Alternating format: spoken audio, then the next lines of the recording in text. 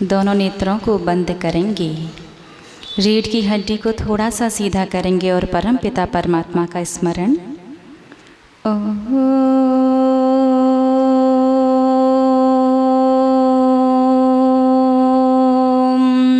नमः सिद्धेभ्यः।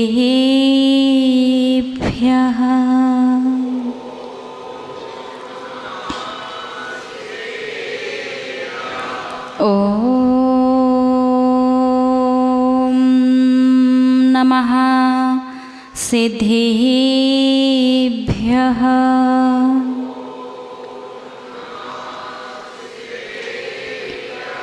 ओम नमः सिद्धेभ्यः।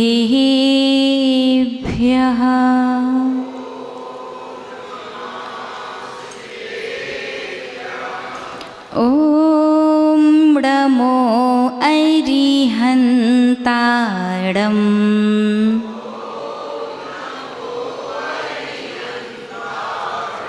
ओम नमो सिद्धिसिद्धाडम्।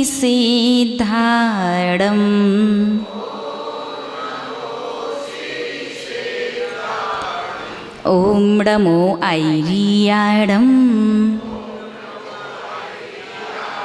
ओम नमो वज्रायाडम्। ओम नमो लोयसवसाहुडम्।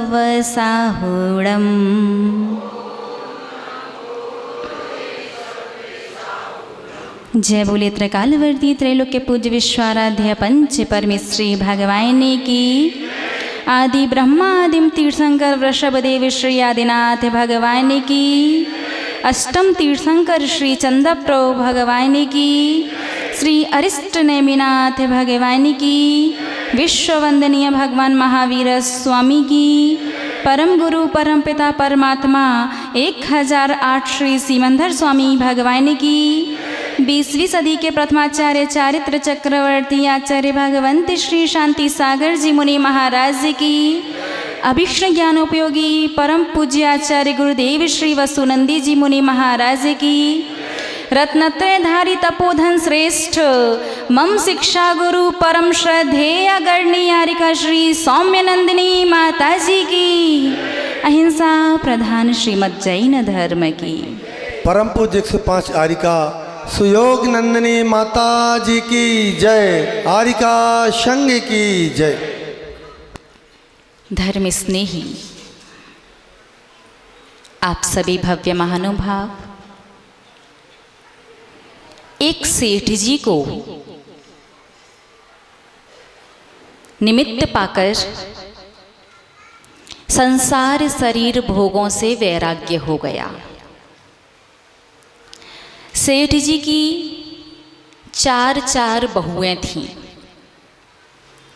सेठ जी ने विचार किया कि यदि मैं बिना जिम्मेदारियों का बंटवारा किए दीक्षा ले लूँगा तो बाद में घर में क्लेश होगा, लड़ाई झगड़े होंगे, और जिम्मेदारियां भी बिना योग्यता के दूंगा तो भी बाद में बात बिगड़ेगी ही बिगड़ेगी।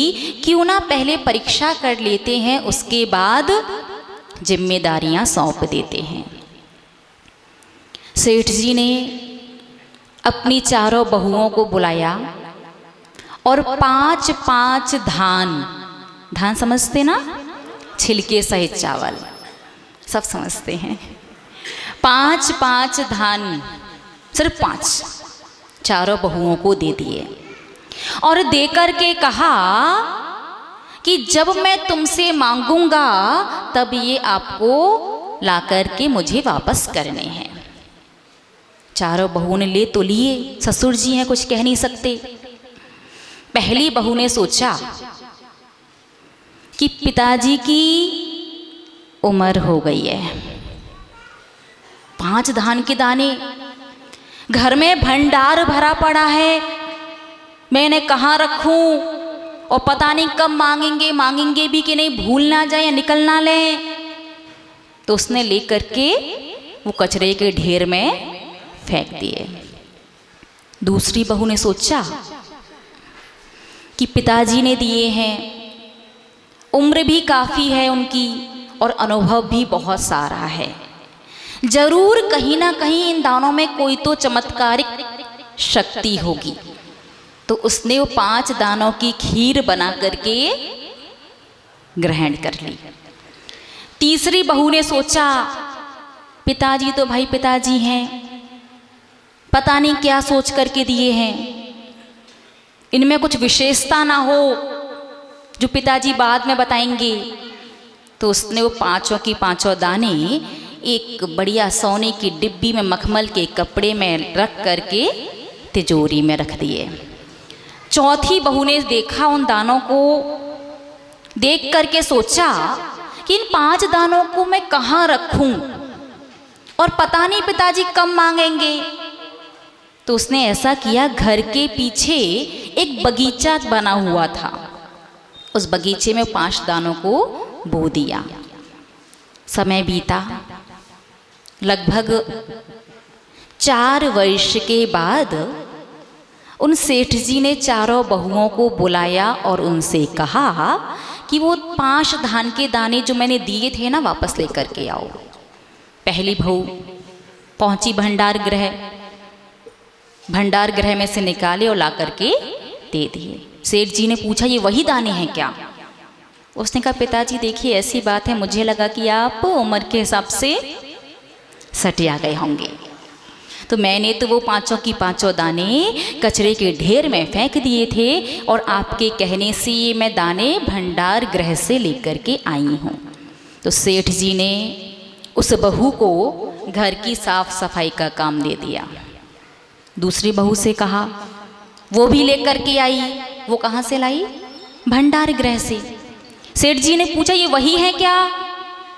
बहू ने कहा पिताजी ऐसी बात है, मुझे लगा आपने दिए हैं तो आशीर्वाद समझ के मैंने तो खीर बना के खा ली। तो सेठ जी ने उसे रसोई घर का कार्य दे दिया। तीसरी बहू से पूछा वो खुश?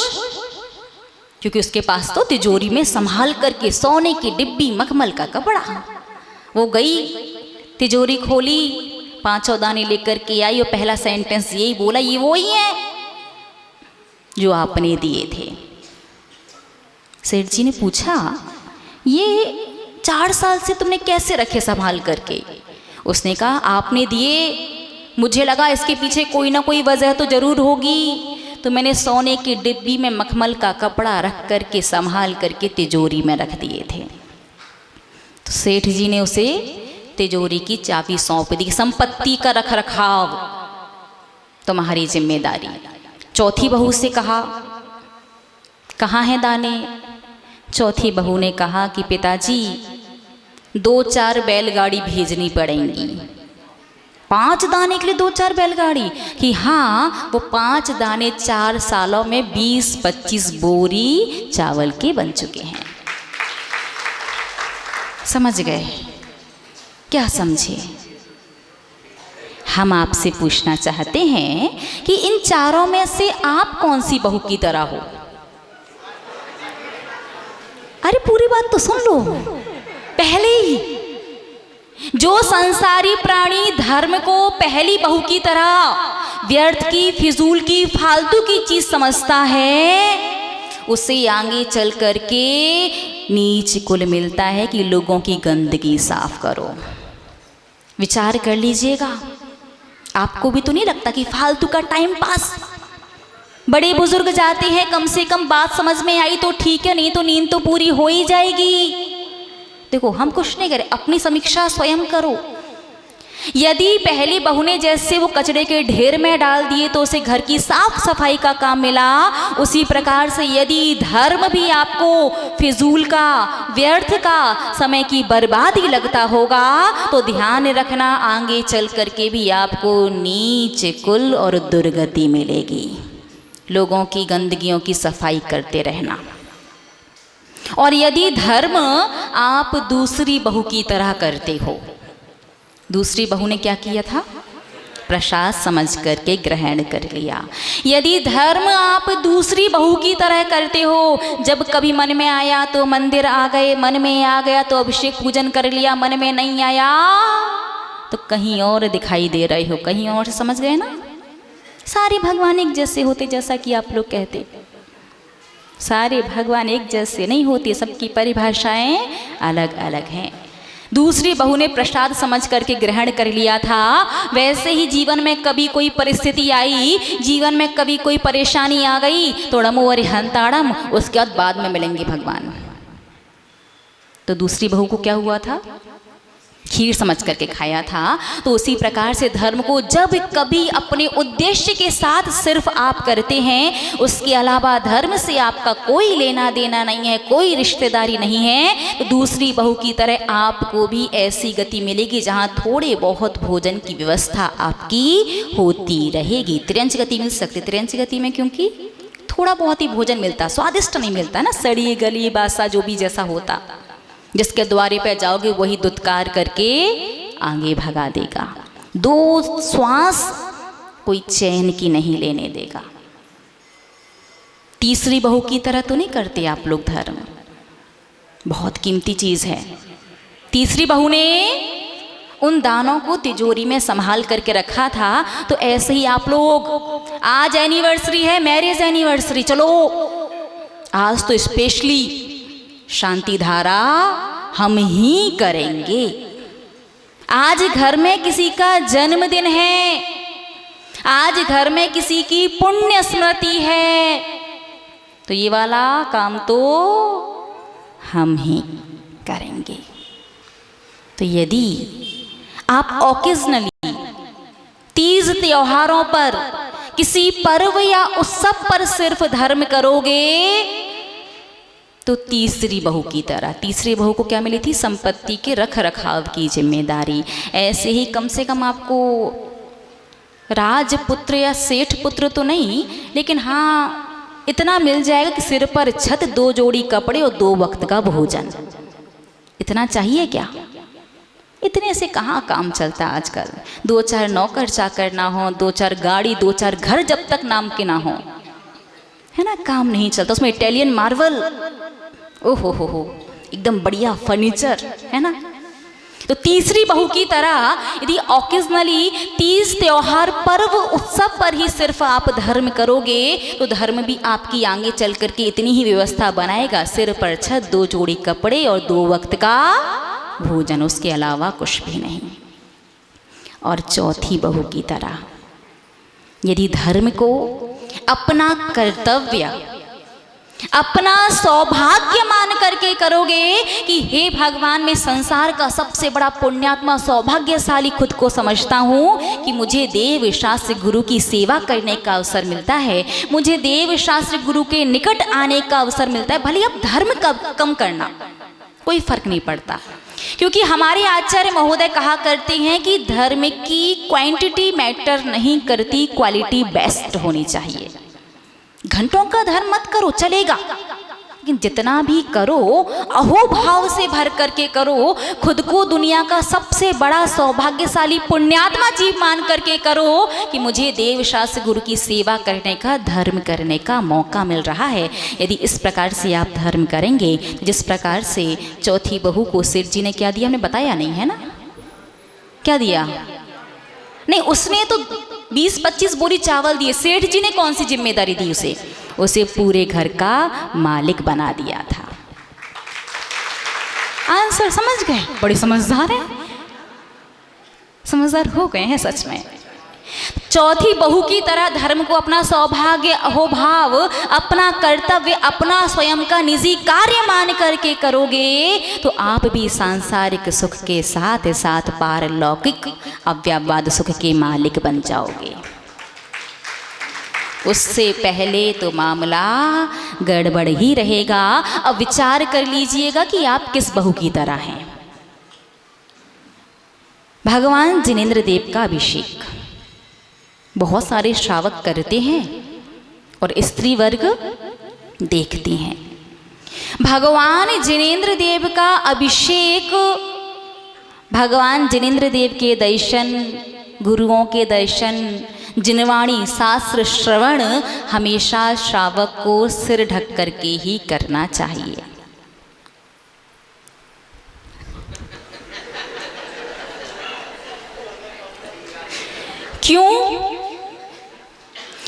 एक प्रश्न रह रह करके कहीं ना कहीं कभी ना कभी मन में आता ही है शास्त्रों में।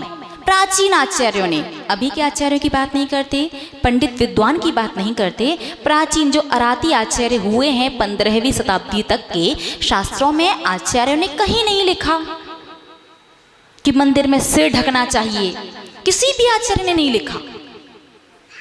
फिर वर्तमान में साधु क्यों उपदेश देते हैं? तो बहुत सारे आंसर आपके पास होते हैं। एक श्रावक ने तो हमसे कहा, माता जी अशुभ होता है भगवान को 3 चीजें दिखाना, पैर, पेट और सिर। एक श्रावक ने कहा 3 दिन पहले, फिर हमारा मौन हो गया, हम उसका आंसर दे ही नहीं पाए। उसने क्या कहा? पैर, पेट और सिर दिखाना अशुभ होता है। धर्म स्नेही महानुभाव, एक बात हमेशा याद रखो, यहाँ बात चल रही है सिद्धांत की, तर्क की। यहाँ पर आपके मन से बनाए गए आंसर हमेशा सही नहीं होंगे।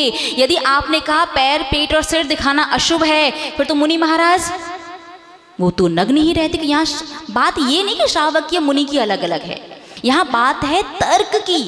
सिर ढका क्यों? अगर सिर खुला रखना अशुभ है, सिर्फ अशुभ, तो मुनि महाराज को भी ढकना चाहिए, कि सिद्धांत तो सबके लिए एक सा होता है। सिद्धांत में ऐसा नहीं है कि मुनि महाराज के लिए वो क्रिया शुभ हो जाए, श्रावक के लिए अशुभ। हाँ, क्रिया दोनों के लिए अलग अलग हो सकती, तो उसका सिद्धांत भी वैसा ही होता है। आप लोग बता सकते सिर क्यों ढकना चाहिए? पहली बात, सम्मान। भगवान जिनेंद्र देव का, देवशास्त्र गुरु का सम्मान का प्रतीक है सिर ढकना। लेकिन बात इतने से ही नहीं चलेगा काम अपना, क्योंकि आपको नहीं है हमारा मन सम्मान करने का, तो हम तो नहीं ढक रहे।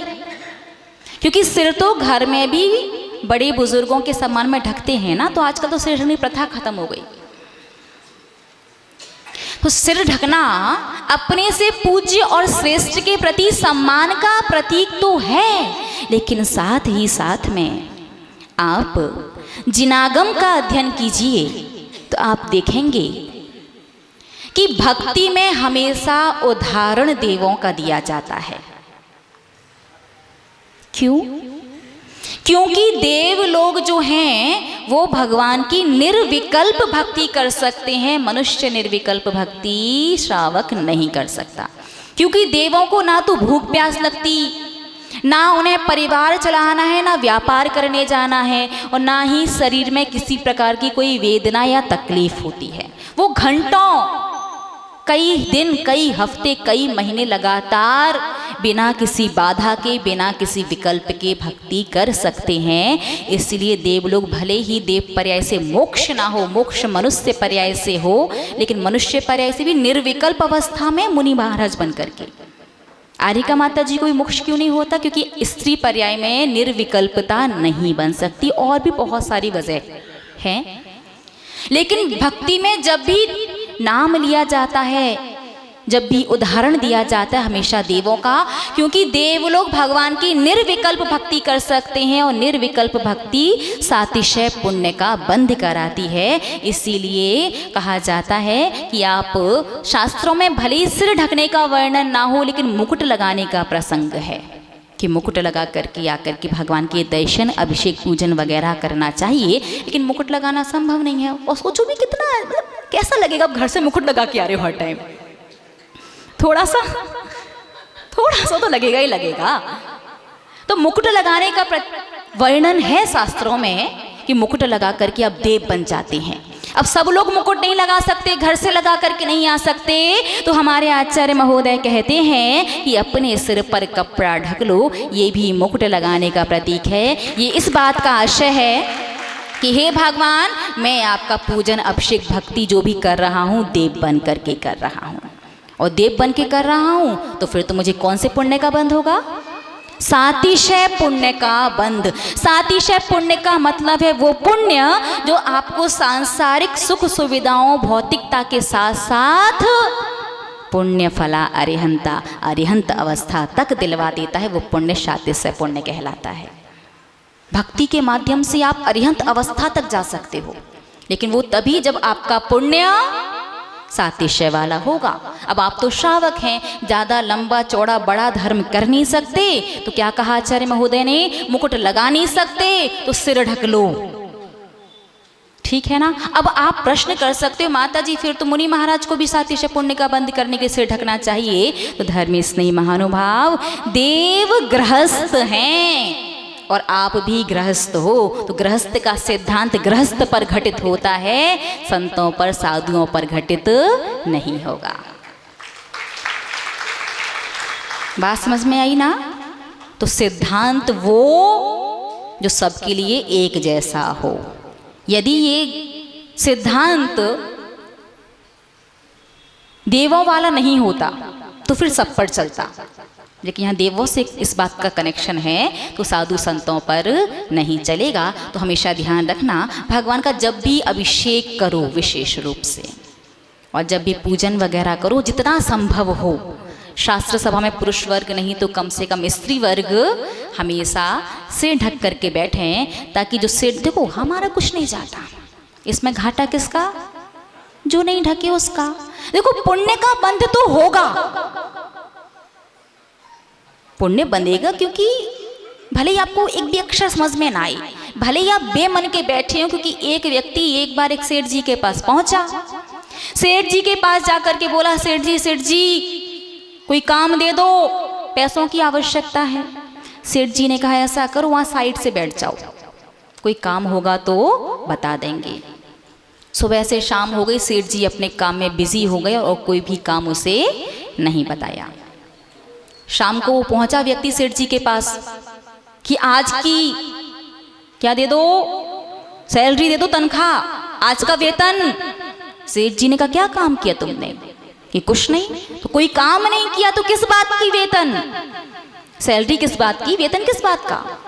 उसने कहा भले ही मैंने कोई काम ना किया हो, लेकिन मैं पूरे दिन भर बैठा किसके लिए रहा, आपके लिए।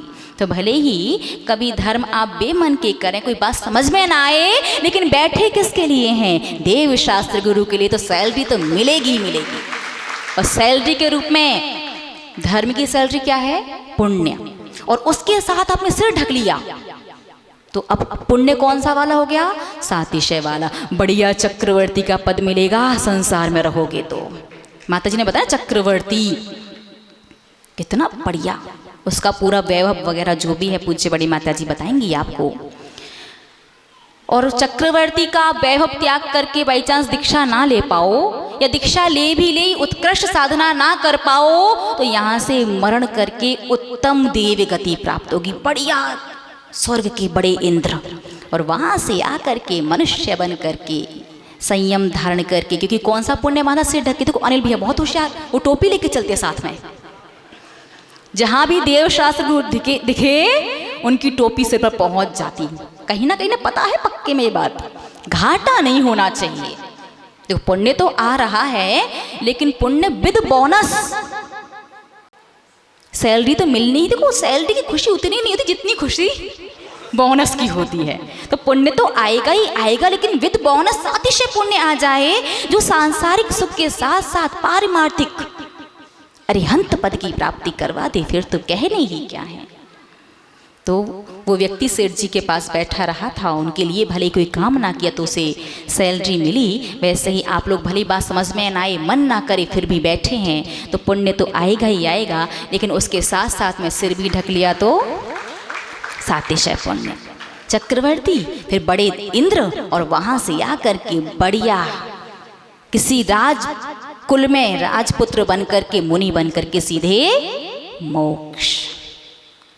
तो इसीलिए आचार्य महोदय ने शास्त्रों में मुकुट लगाने का वर्णन किया है, और मुकुट की अनुपस्थिति में और देव शास्त्र गुरु अपने से पूज्य, अपने से श्रेष्ठ के सम्मान में ढकते हैं सिर। ठीक है ना, बात समझ में आ गई। अब दूसरी बात, कभी कभी हम सोचते हैं 8, साढ़े 8, 9 बजे मंदिर जाओ यदि दर्शन करने, तो वो मंदिर कम सब्जी मंडी जैसी फीलिंग आती है, थोड़ी थोड़ी सी। सब्जी मंडी होता ना, 4 ठेले एक से लगे हैं और चारों चिल्ला रहे होते हैं, क्योंकि चारों को अपनी चीज बेचनी है। तो हम भी ये सोचते श्रावक क्या बेचने आया है? अरे अपने अशुभ कर्मों को बेचने आए हो। बेचने का तात्पर्य है नष्ट करने, उसके पापोदय के फल से बचने के लिए आए हो ना। तो कर्मों को सही सही जानकारी तो दो। बहुत से श्रावक तो इतनी तेज ध्वनि में पूजन वगैरह पढ़ते हैं कि अगल बगल वाले भूल ही जाते हैं। वो ऐसे घूर घूर के देख रहे होते हैं, ये थोड़ा हिसाब में आए तो हम शुरू करें। धर्मी स्नेही महानुभाव, सामूहिक की क्रिया है तो आप स्वर तेज रखिए।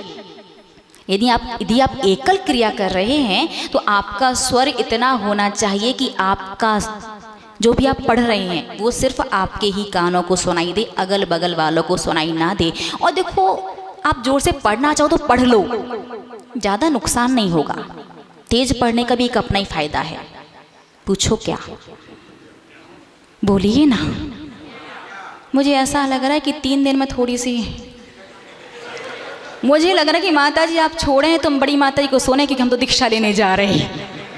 श्रावक की क्रिया बाद में देखेंगे, है ना। अरे छोड़ेंगे, बड़ी माता को सुनना है और बिल्कुल दीक्षा लेनी है, तैयारी कर लो। 80 साल बाद दीक्षा ले लेंगे। हाँ, स्वस्थ रहे, अनुकूलता रही तो, है ना। क्या बात है, 1-2 बात तो आ गई, बाकी सब लोग कह रहे माता जी बस 100 साल जी गए, तुम सागर वाले हैं। चलो इस बात पर फिर कभी चर्चा करेंगे। तेज पढ़ने में ज़्यादा घाटा नहीं है। क्या घाटा होता है? एक तो आपके तीव्र स्वर में पढ़ने की वजह से दूसरे को बाधा उत्पन्न हो रही है। देखो, एक तो बाधा उत्पन्न करना और एक दूसरा आपको बाधा बना ले, दोनों में अंतर है। कोई जानबूझ करके अपना निमित्त आपको बना रहा है तो आपको कोई भी किसी भी प्रकार के अशुभ कर्म का बंध नहीं होगा। लेकिन आप जानबूझ कर ऐसी क्रिया कर रहे हैं कि सामने वाले के कार्य में बाधा उत्पन्न हो रही है, ज़्यादा घाटा नहीं है। आप तीव्र स्वर में आराम से पढ़ो। बस यदि आपके तेज पढ़ने से आपको अंतराय कर्म का बंध होगा जो आपके काम नहीं बनने देगा। देखो ना, आप इतनी पूजन, इतने विधान, इतने अनुष्ठान, इतना अभिषेक, इतनी शांति, सामूहिक की क्रिया जोर से करो, कोई दिक्कत नहीं। अकेले क्यों चिल्ला रहे हो? और कर्म है ना, बहुत समझदार है। शुरुआत आप करते हो और परिणाम तक कर्म लेकर के जाते। फिर आप एक नहीं सुनते क्योंकि पहले आप नहीं समझते। शुरुआत आप करते हो और लास्ट में फिर कर्म निकल करके आते। फिर आपकी एक नहीं चलती क्योंकि आप आज नहीं समझ रहे हो, इसलिए। तो तीव्र स्वर में पढ़ने से अंतराय कर्म का बंध। हर कार्य में कोई ना कोई, कैसी ना कैसी बाधा, रुकावट आएगी ही आएगी। देख लो वर्तमान में क्या चल रहा है। सब बहुत बढ़िया माता जी, परिवार बहुत अच्छा है, पुण्य योग से बहू बहुत अच्छी मिली, नाती पोता, बच्चे भी, बच्चों के बच्चे नाती पोता कहलाते ना। हाँ, जो भी होते हैं वो भी बहुत अच्छे हैं, बस थोड़े से जिद्दी हैं, बात नहीं मानते। बेटा बहुत अच्छा है, मंदिर आता है, धर्म करता है, लेकिन 2 शब्द प्रेम के हमसे आकर के नहीं बोलता। व्यापार तो इतना अच्छा चल रहा है, लाखों करोड़ों में गिनते गिनते हाथ दुखने लगे। आजकल मशीन बुलवाई है कैश काउंट करने के लिए, लेकिन क्या है ना, घर में शांति नहीं है। 2 लोग भी हैं तो आपस में मिलती नहीं, उनकी किसी बात पे बनती ही नहीं है। भोजन तो 56 भोग, रोज घूमने जाते, कहीं रेस्टोरेंट में जा रहे हैं, कहीं पिकनिक स्पॉट पर जा रहे हैं, कहीं तीर्थ यात्रा करने भी घूमने चले जाते वहीं की वहीं। लेकिन क्या है ना, थोड़ा स्वास्थ्य साथ नहीं देता। घूम फिर के तो आ गए, लेकिन चिड़चिड़ापन, गुस्सा, कमजोरी, थकान वो कहीं ना कहीं बनी ही रहती। ऊपर से तो बहुत हंसते हैं, बहुत मुस्कुराते हैं, लेकिन अंदर किसी कोने में मायूसी दबी हुई है। आप देखो, दिन भर आप मुस्कुराते थकते नहीं हो, लेकिन जब शाम को 2 सेकंड 2 मिनट का टाइम निकाल करके आराम से बैठे होते हो ना, तो हालत कैसी होती, जैसे किसी ने निचोड़ दिया हो। खुशी, सेटिस्फैक्शन, संतुष्टि आपके चेहरे पर दिखाई नहीं देती। इतना सब कुछ करने के बाद भी रीजन, मंदिर में बैठ करके बांधा है ना अंतराय कर्म, कहाँ जाओगे। और दूसरी बात, अधिक तीव्र ध्वनि से पढ़ने से देव पर्याय मिलती है। देव बनोगे, देव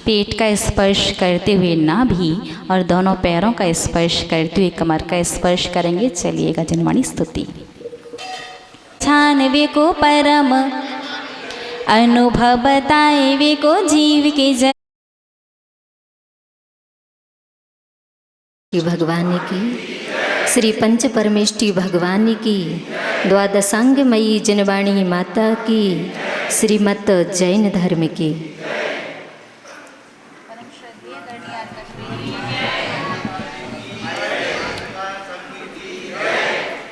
धर्मस्नेही आप सभी महानुभाव, यद्यपि आपका समय प्रवचन का समय पूर्णता की ओर है, तो हम आपसे इतना कहना चाहते हैं,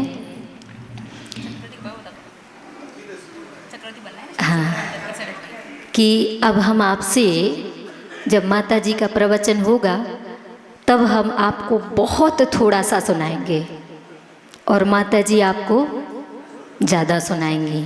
वो इसलिए क्योंकि हमें काम आपका पूरा होगा, टेंशन नहीं लेना।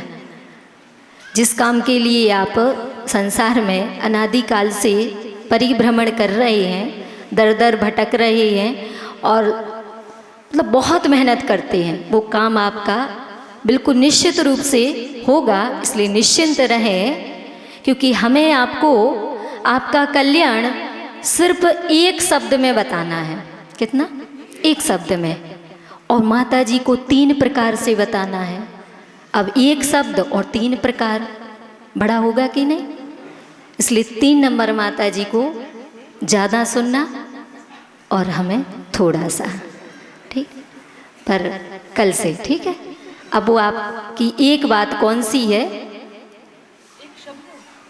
हाँ, एक शब्द ही बताएंगे, ज़्यादा नहीं बताएंगे। हाँ, अब उस शब्द को बताने के लिए बहुत सारे शब्दों का प्रयोग, भोजन तो एक ही होता है, लेकिन उसमें दाल भी होती, रोटी भी होती, चावल भी होते, कितने सारे। अब वो आप बुद्धिमान हैं, समझ सकते हैं कि एक बात को जानने के लिए भी बहुत सारी चीज़ों का सहारा लेना पड़ता है। लेकिन माता जी आपको 3 बातें ऐसी बताएंगी कि आपका कल्याण होगा नहीं, हो करके रहेगा। ठीक है? गारंटी है। यदि आप करना चाहो तो, और नहीं करना चाहो तो भगवान भी आ जाए, वो भी नहीं आपका कल्याण कर पाएंगे। इस बात का ध्यान रखना।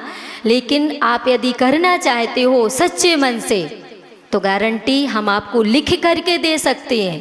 वो गारंटी जो भी वर्तमान में गुरु हों उनसे मिलवा लेना। यदि वो उसे क्रॉस कर दें तो आप हमसे आके मिल लेना। कोई भी शास्त्रों से मिला लेना। और साक्षात भगवान मिल जाएं, वैसे तो वहाँ पहुँच नहीं पाओगे, तो अगले भाव में भगवान मिलेंगे तो उनसे भी, और गलत हो तो फिर हम जहाँ भी मिलें वहाँ आ जाना। ठीक है?